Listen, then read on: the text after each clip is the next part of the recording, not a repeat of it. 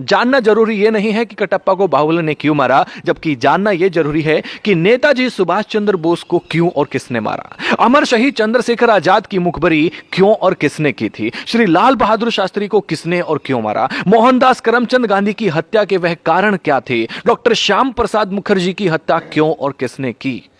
युवाओं, जरा विचार करो कि कहां गलतियां हुई हैं। काल्पनिक चरित्र कटप्पा से बाहर निकलो और वो पूछो जो तुमसे जुड़ा हुआ है। पता करो कि हम लगभग 800 सालों तक गुलाम क्यों रहे। पता करो कि जो देश आर्थिक, सामाजिक, शैक्षिक और वैज्ञानिक रूप से सशक्त था, विश्व गुरु था, वो सब ज्ञान कहां है, कैसे खत्म हो गया, कौन इसके लिए जिम्मेदार था। पता करो कि ईरान से इंडोनेशिया तक की भारतवर्ष की सीमाएं सिकुड़कर इतनी छोटी कैसे होगी कि हमें कश्मीर से भी भगा दिया गया।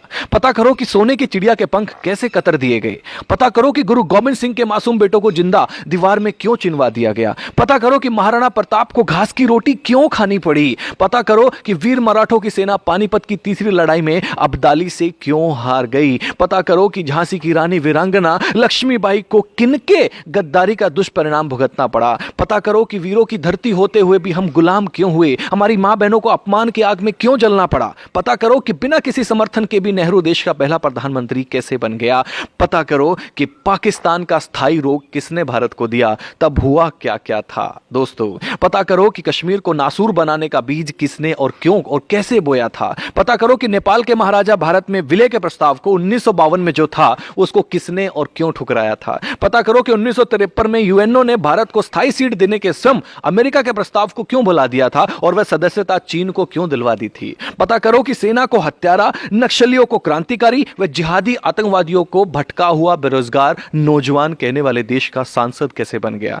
पता करो कि मां दुर्गा को वैश्य कहने का साहस किसी को कहां से मिलता है। पता करो कि देवी देवताओं की नंगी तस्वीर बनाने को समर्थन कहां से मिलता है। पता करो कि आतंकवादी याकूब की फांसी रुकवाने के लिए आधी रात के बाद भी सुप्रीम कोर्ट को खोलने के लिए कौन मजबूर कर देता है। आप खुद बाहुबली बनकर जानो कि हमारा कैलाश पर्वत और मानसरोवर तीर्थ चीन के हिस्से में व ननकाना साहिब पाकिस्तान के हिस्से में किसकी गलती से चले गए। और भी बहुत सारी गलतियां हैं। हे युवा देश, अपनी दिशा और दशा बदलो। यह समय मजाकों का नहीं है। वह करो जो करणीय है, जो जरूरी है, चिंतन का विषय है। हम क्या थे, क्या हो गए और क्या होंगे। अभी आओ विचार करें मिलकर के इन सभी समस्याओं पे।